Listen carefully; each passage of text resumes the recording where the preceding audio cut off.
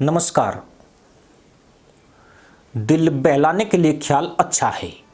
यही लोग थे जो मोदी सरकार की हार के बड़े बड़े दावे कर रहे थे।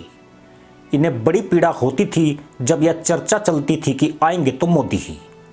अब मोदी आ गए और आज शपथ भी ली जा रही है तो सांप पिछवाड़े से चढ़कर छाती पर लौट रहा है।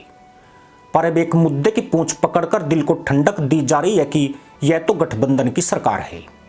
इसका अस्तित्व पुराने एनडीए से अलग है और ये एक नया एनडीए है। पर कोई इन फटेरों से पूछे कि विपक्ष का क्या कोई गठबंधन नहीं था? क्या विपक्ष का कोई दल अपने बलबूते सरकार बना रहा था? पर जनता को भ्रमित करने और अपनी पीठ खुद ही खुजाने का ये ख्याल अच्छा है। 4 जून को जब चुनाव नतीजे घोषित हो रहे थे, इन्होंने तो तभी हवाबाजी शुरू कर दी थी और देश में ऐसा माहौल बनाने में देर नहीं लगाई कि टीडीपी और जेडीयू पार्टी इंडी ब्लॉक के संपर्क में है। पर जब यहां भी दाल नहीं गली तो अब एक नए मुद्दे को हवा देकर गाल बजाए जा रहे हैं कि एनडीए गठबंधन में मंत्रालयों को लेकर झगड़ा शुरू हो गया है। यह बेहद ही विचित्र बात है। यह हर रोज रंग बदल रहे हैं। इतने रंग तो नीतीश कुमार ने भी नहीं बदले होंगे। पर मन को ढांढस बंधाने के लिए यह ख्याल अच्छा है। यह इस बात को लेकर सिर धुन रहे हैं कि मोदी तीसरी बार पीएम कैसे बन गए। इन्होंने जनता को जो घुट्टी पिलाई थी, अब उस घुट्टी को घोट घोट कर इस लायक बनाना है ताकि लोगों में इनकी विश्वसनीयता बनी रहे। पर बेशरम और नकारा लोग हैं। आज भी यह खुद को ही ज्ञानी और सही बताएंगे।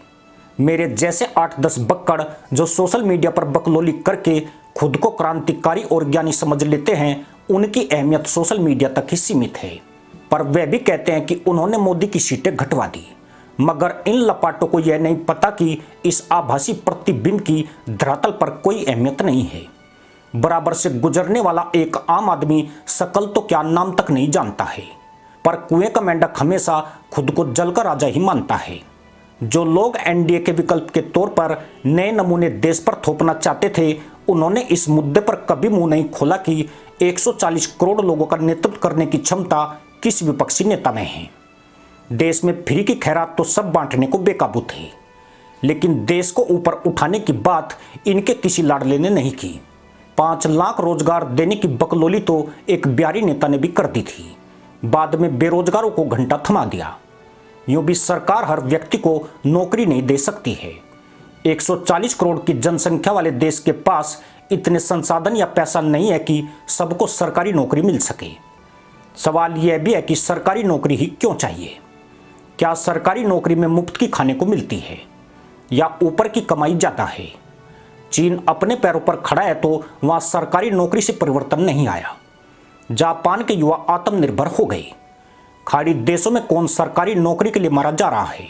उल्टे 89 लाख से ज्यादा भारतीय इन देशों में परिश्रम करके पैसा कमा रहे हैं। बड़ा बनने के लिए हमेशा जमीन से शुरुआत करनी पड़ती है। भारत में आज हजारों की संख्या में उदाहरण मिलेंगे जो जमीन से उठे और आज लाखों लोगों को रोजगार दे रहे हैं। भारत के पड़ोसी बांग्लादेश का उदाहरण देख लीजिए, जहां टेक्सटाइल उद्योग ने सरकारी नौकरी की अहमियत ही खत्म कर दी है।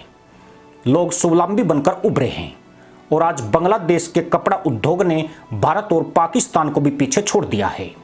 आज से 10 साल पहले भारत दुनिया की 10वीं सबसे बड़ी अर्थव्यवस्था था, पर आज 5 पर आ गया। यह इसलिए हुआ कि देश के निजी क्षेत्र ने लगन से काम किया। इसका कारण सरकारी नौकरी के पीछे घूमने वाले लोग नहीं हैं। लोग विदेशों में सरकारी नौकरी के लिए नहीं जाते हैं, वे निजी क्षेत्र को ही चुनते हैं। पर भारत में सरकारी नौकरी चाहिए। मगर बीते कुछ सालों में सरकारी नौकरों की सारी मटर गश्ती खत्म हो गई है। अब उन्हें काम करना पड़ रहा है।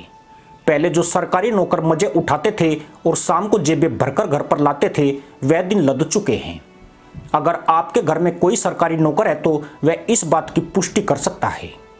अब सरकारी नौकरी में सीमित पैसा है, जबकि खुद के स्टार्टअप में असीमित कमाई है। लेकिन यह तभी होगा जिस तरह सरकारी नौकरी के लिए धैर्य रखकर तैयारी की जाती है, वैसा ही खुद के बिजनेस के लिए भी 2-3 साल धैर्य रखना पड़ेगा। नौकरी भी एकदम से नहीं मिलती है और बिजनेस भी एकदम से पैसा नहीं उगलता है। प्रत्येक कार्य समय और सहनशीलता की मांग करता है। अगर मोदी सरकार के 10 सालों का विश्लेषण करेंगे तो उसने सबसे कम भर्तियां निकाली है। आगे भी यही स्थिति रहेगी। मोदी का विजन देश को आत्मनिर्भर बनाना है। यह एक बेहतर रणनीति है, क्योंकि सरकारी नौकरी एक पीढ़ी तक ही सीमित रहती है, मगर एक छोटा सा बिजनेस कई पीढ़ियों के लिए वरदान बन सकता है। इसी के साथ अनुमति दोस्तों, जय हिंद, वंदे मातरम।